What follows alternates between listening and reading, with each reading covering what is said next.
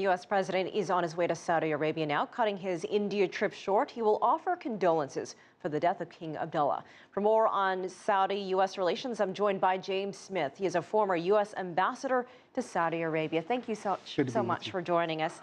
First of all, what do you make of this change? Barack Obama now going to Saudi Arabia, was originally going to be Vice President Joe Biden. Is there anything behind this last-minute move? It's a very positive move on the part of the president. After the death of someone in that part of the world, you have a 3-day condolence period. It's a tradition that I became quite fond of. And it's a time where you offer condolences over the loss of someone, but it's also a time where people recommit to friendship and relationship.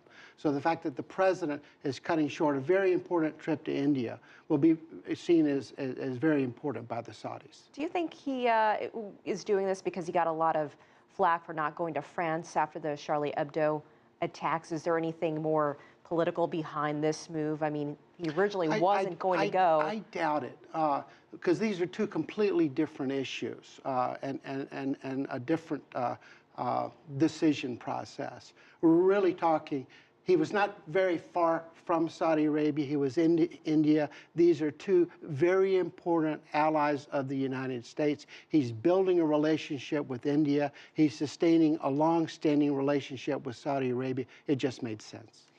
It's been a few days now since King Salman has taken over. Can you impart some of your wisdom of what's been happening behind the scenes? What do you make of some of the moves that have been taking place? And as this region continues to be unstable with Yemen to the south? Well, first of all, understand that King Salman might be the most hard-working individual in government. He was that way as the governor of Riyadh for nearly 50 years. Every prior ambassador worked with him because the embassies were connected to him. I had a personal relationship with him. Very hardworking, very engaged, a long tradition of executive experience.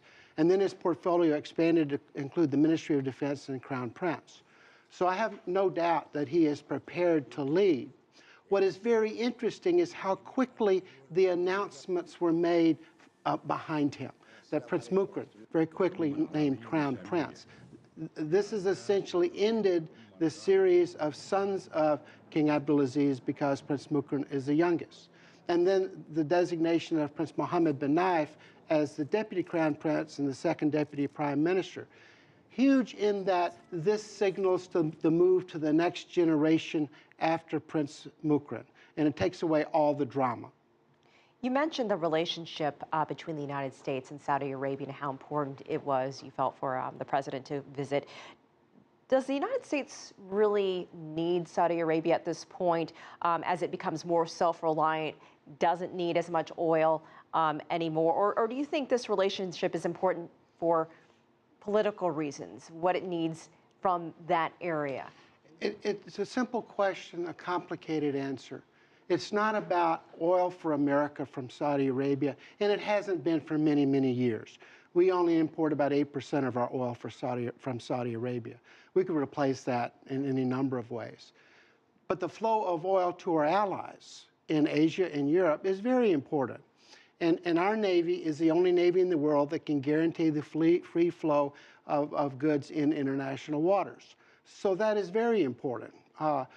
But that's not the only thing about the relationship that is important. The stability in the region. Saudi Arabia finds themselves surrounded by chaos. We definitely need them to be a stabilizing influence. And if we're going to have engagement in the Islamic world, to focus on the current challenge of fratricide of Muslims on Muslims, it's got to begin with the Saudi leadership, and we have to be there to be engaged with them. Our Ambassador James Smith, there's so much more we can continue to go on about this. Thank you so much for your time and your perspective. Thank you for the invitation.